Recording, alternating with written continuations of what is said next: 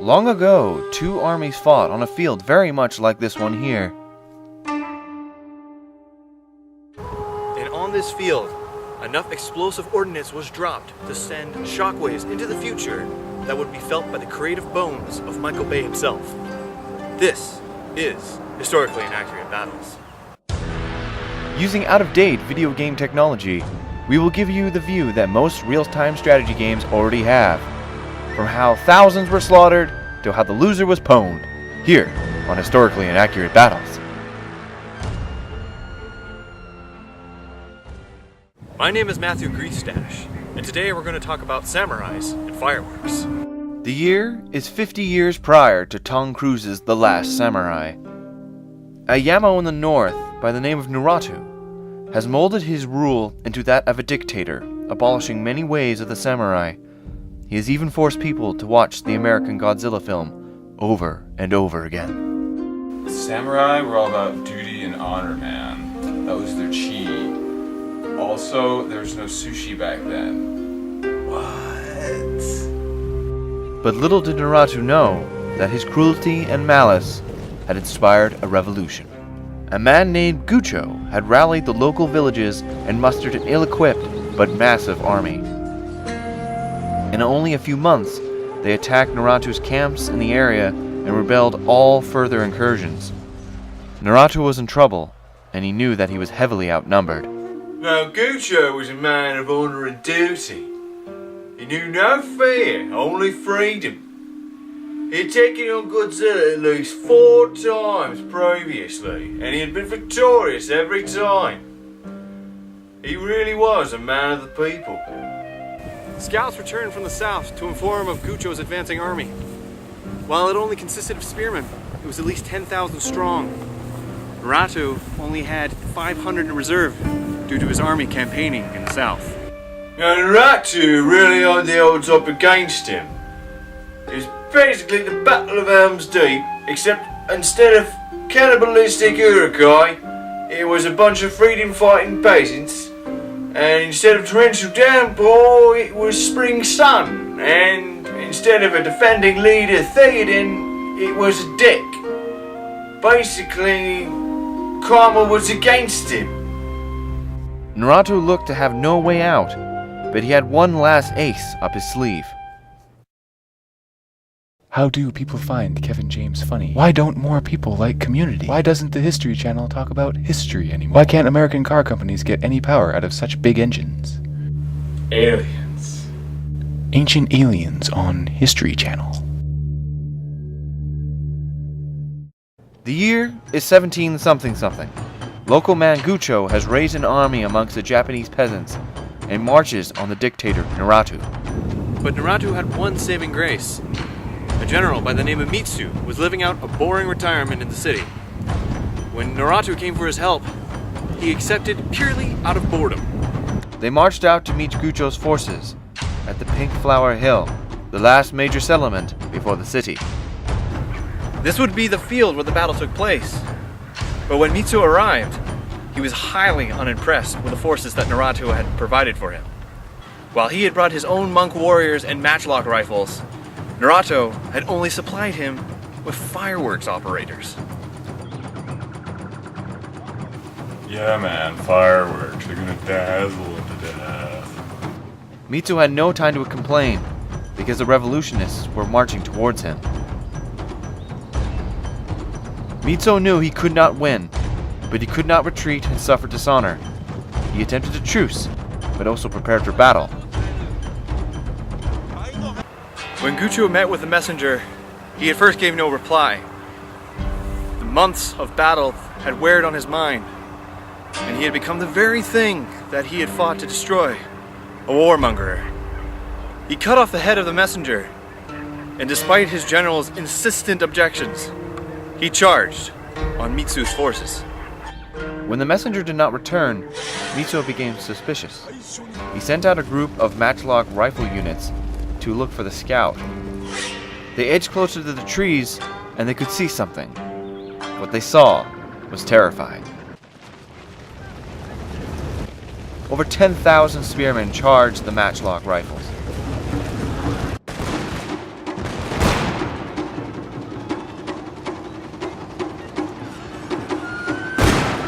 They fell back to try and fire, but it was like a telemarketer call plan. No matter how many times you say no, they just keep calling. Yeah, man, they're all over them like a circling radish. It's war! Then suddenly, without order from Mitsu, his entire fireworks column opened fire. After the battle was said and done, there was a note that was recovered from the initial blast zone.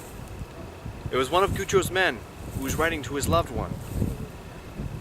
It was so burned that only the end was recovered. It said, "Today we've marched for our freedom, for our liberties, for our way of life.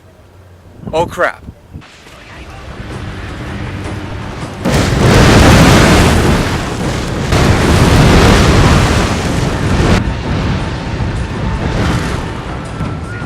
The fireworks was devastating.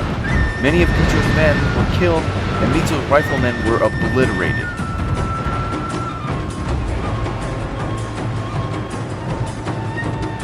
It's not like anything anyone has ever seen. It's like, Michael Bay explosion! Michael Bay explosion! Michael Bay explosion!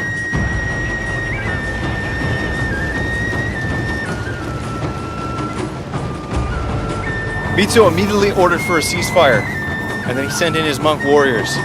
They fought hard, but they were soon overcome. He had to do the unthinkable once again.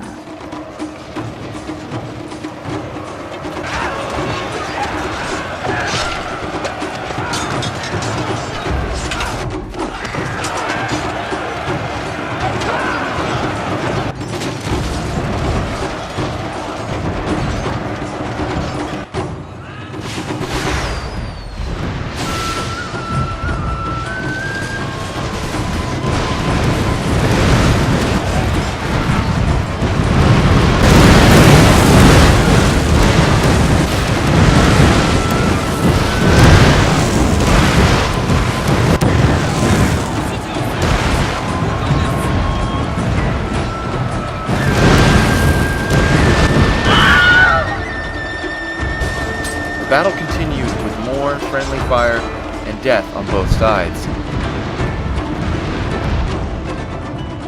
The amount of men that were killed, both friendly and enemy, cannot be accounted for by the fireworks. But one thing is sure. They would bring an end to both Mitsu and Gucho. But Gucho's men began to lose face due to how many of their brothers had been lost, and began to retreat. Gucho rode out to try and rally his men. That would be Gucho's last mistake. Imagine your troops are being slaughtered and they're retreating. You, as the leader, have to try and rally the troops back, man. But sometimes you forget your surroundings. Mitsu saw Gucho's charge and ordered a full bombardment of his position.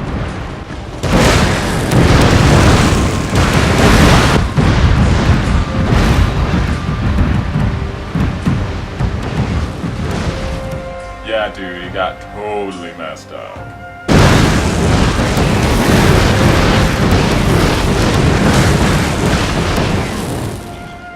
The entire area was clouded in smoke and fire.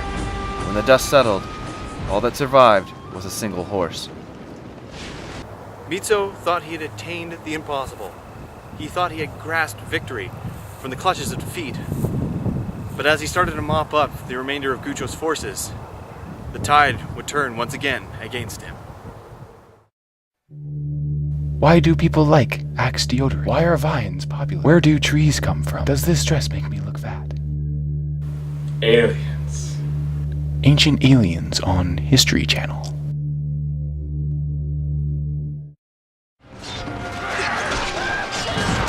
The year is not written on my script, and I'm too tired to look it up. Over the horizon, Mitsu saw the other half of Gucho's army marching towards him. It was led by Gucho's son, Nasho. Just when you think he won the game, it turns out the princess is another castle. Totally sucks, bro. While Gucho had been driven mad by the previous battles, he was still thinking strategy. He had held half his army back to save for the city. Now they were coming to finish the job. Mitsu knew that death was inevitable, but so was honor. He lined up his forces and ordered the fireworks men to fire again. They held them back, but then disaster struck Mitsu once again. His fire commander informed him that they were almost out of rounds. Mitsu was at his wit's end.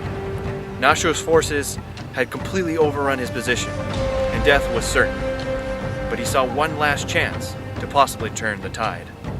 Making the same mistake as his father, Nasho rushed out onto the field to assist his men. Only option Mitsu had left was to kill the other leader, like cutting off the tail of a lizard.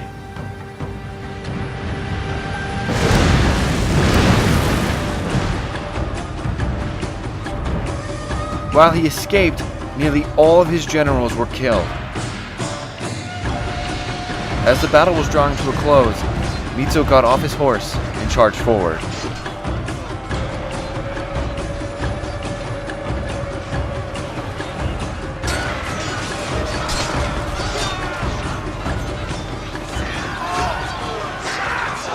Mitsu fought hard and brave for his men, but he was quickly overcome. In the heat of the battle, he slipped and fell on his own sword. Irony. Nasho was victorious, but at a heavy cost. Along with the loss of his father and his generals, he now only had a quarter of the original force. Mitsu's forces had been utterly decimated.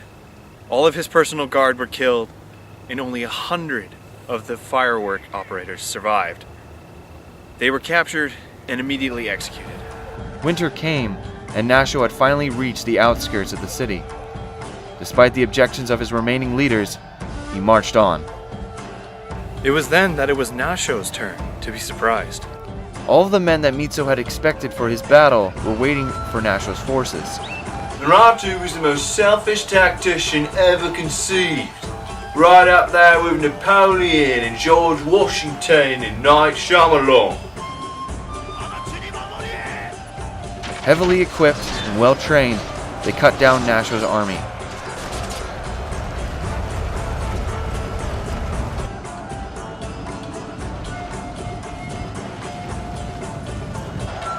No one was spared. Naruto had been victorious. The revolution had been crushed, and he had suffered only small losses.